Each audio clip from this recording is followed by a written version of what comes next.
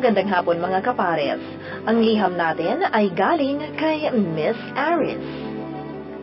Dear Ate Karen, una sa lahat, isang magandang hapon ang aking pagbati sa lahat ng mga listeners ng Yes FM, and most especially to you, Ate Karen.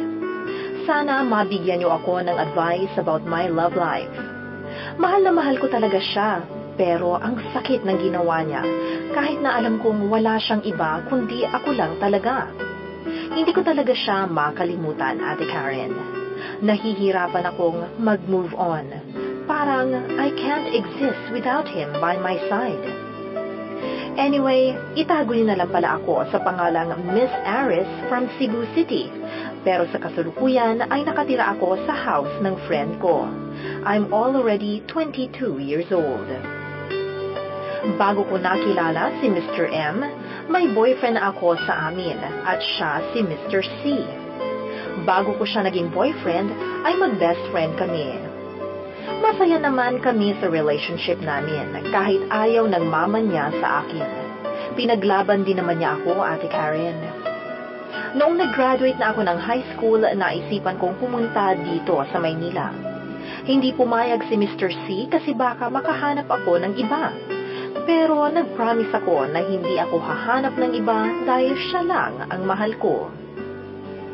January 27, 2005, nang dumating ako dito sa Maynila.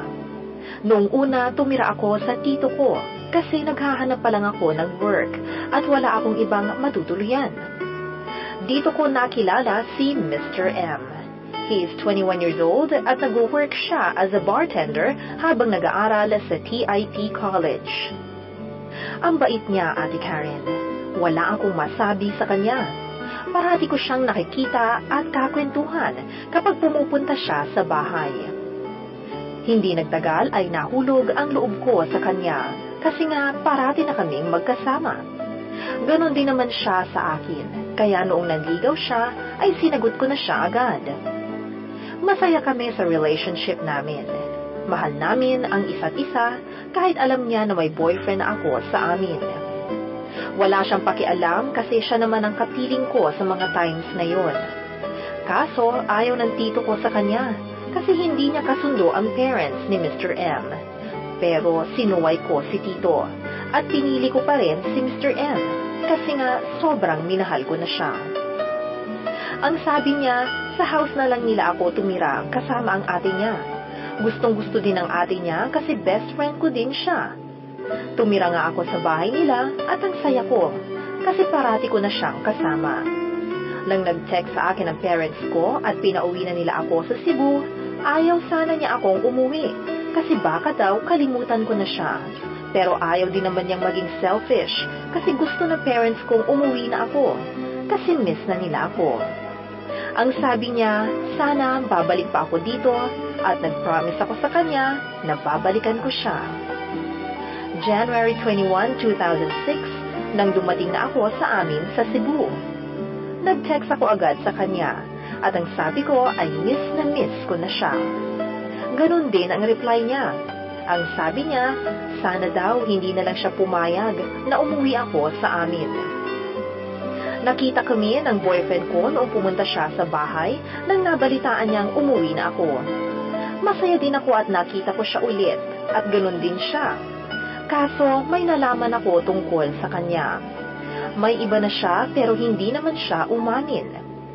Nang nakita ko yung sabi niya na girlfriend daw ni Mr. C, nakipagbalikan o nakipagkaibigan ako sa kanya at nakwento niya sa akin ang tungkol sa kanila ni Mr. C.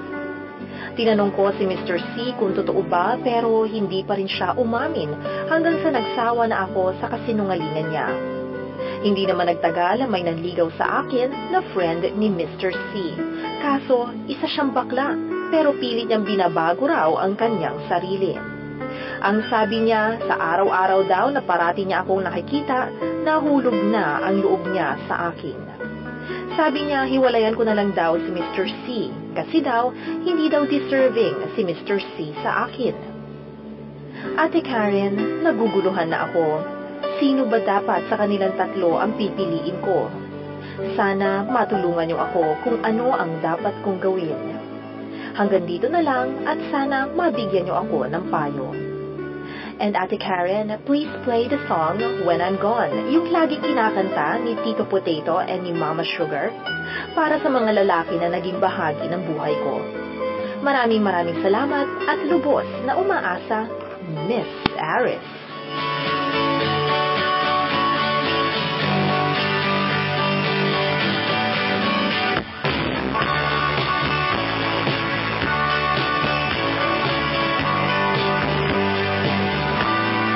When I'm gone, will you take a